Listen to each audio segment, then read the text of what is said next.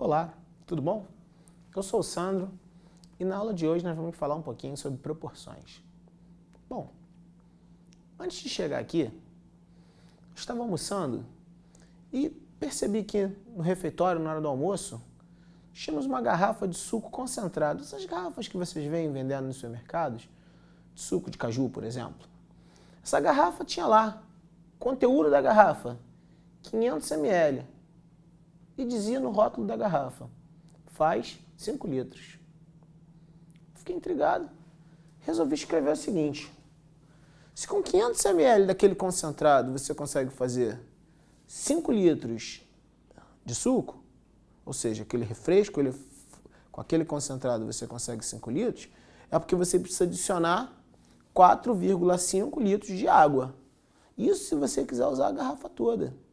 Então eu pensei no seguinte, a razão entre a quantidade de concentrado lá na garrafa e água, para fazer o refresco indicado pelo fabricante, era de 500 mililitros para 4,5 litros de água. Eu me lembro da aula de razão, eu vou usar a mesma unidade. Então, eu tenho aqui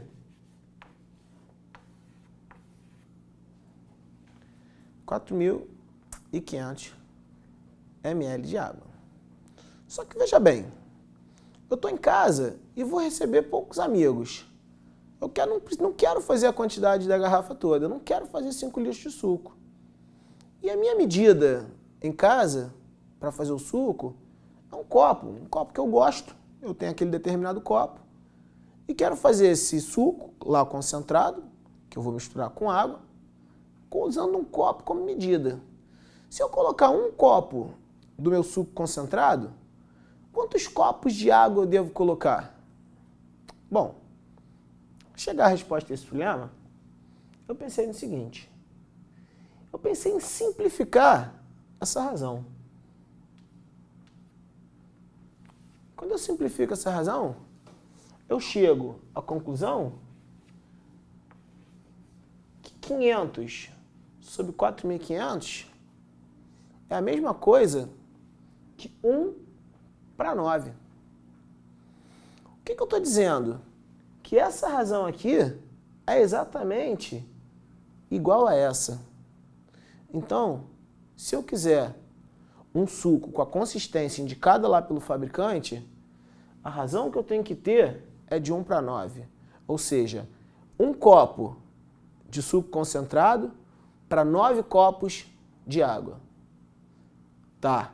Se eu quiser, então, dobrar essa minha quantidade de suco, eu não posso simplesmente dobrar a quantidade de concentrado e não dobrar a quantidade de água. Porque se eu fizer isso, eu não estou fazendo um suco indicado pelo fabricante no rótulo.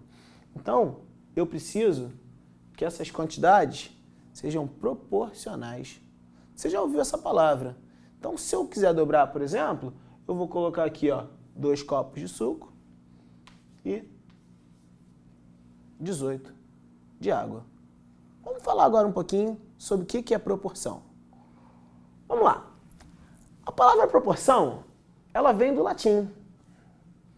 Significa uma relação entre as partes de uma grandeza. Efetivamente, para o nosso trabalho, a proporção vai ser uma igualdade de razões. Então, olha aqui, nós temos uma proporção.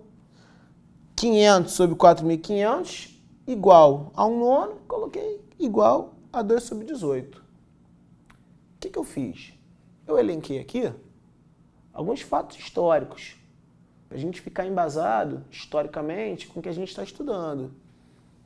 Então, a ideia de proporções ela é atribuída a Pitágoras. Eudoxo, que foi um matemático e filósofo que viveu entre 408 e 355 a.C., ele deu uma nova definição aos teoremas relacionados a proporções. A definição do modo que a gente conhece hoje, da maneira que a gente utiliza, ela foi feita no 5º livro de Os Elementos, livro de Euclides.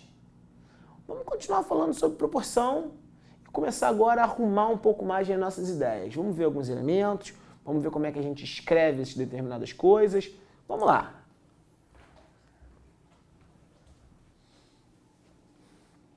Olha, nesse nosso curso, a gente a todo instante está falando nos números racionais.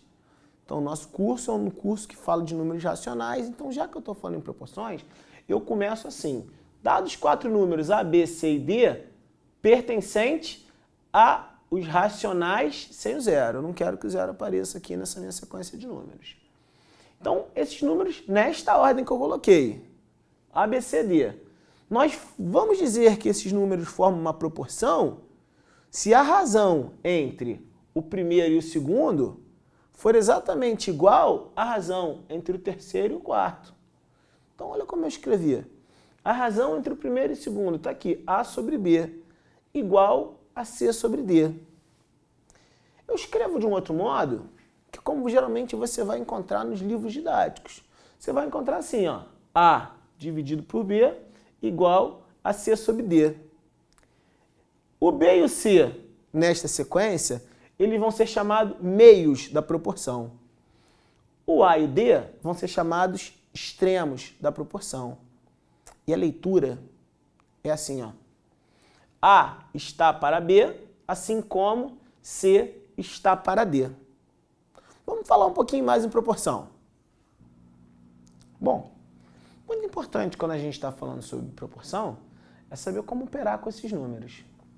Algo muito importante que você deve ter um certo cuidado é que em toda proporção a gente pode já encarar isso como uma propriedade que a gente vai demonstrar, que em uma proporção o produto dos extremos é igual ao produto dos meios. Então lembra, nós chamamos B e C de meios, A e D de extremos. Bom, aqui eu tenho uma equação, igual eu já aprendi. Eu já sei que se eu multiplicar ambos os lados de uma equação por um determinado número, ela não se altera. Então, vou fazer o seguinte, ó. Eu vou pegar essa minha equação, A sobre B igual a C sobre D, e vou multiplicar os dois membros pelo número B vezes D. Quando você multiplica os dois membros por esse número B vezes D, olha só o que acontece. Multiplicar A sobre B pelo número B vezes D, fica A vezes D. E multiplicar C sobre D pelo número B vezes D, você fica com isso aqui, ó, B vezes C.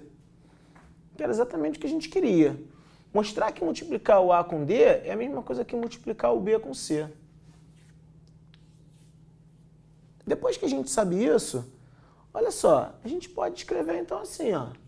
Se A sobre B é igual a C sobre D, é a mesmíssima coisa que escrever aqui A sobre C é igual a B sobre D. Ah, dá uma olhada.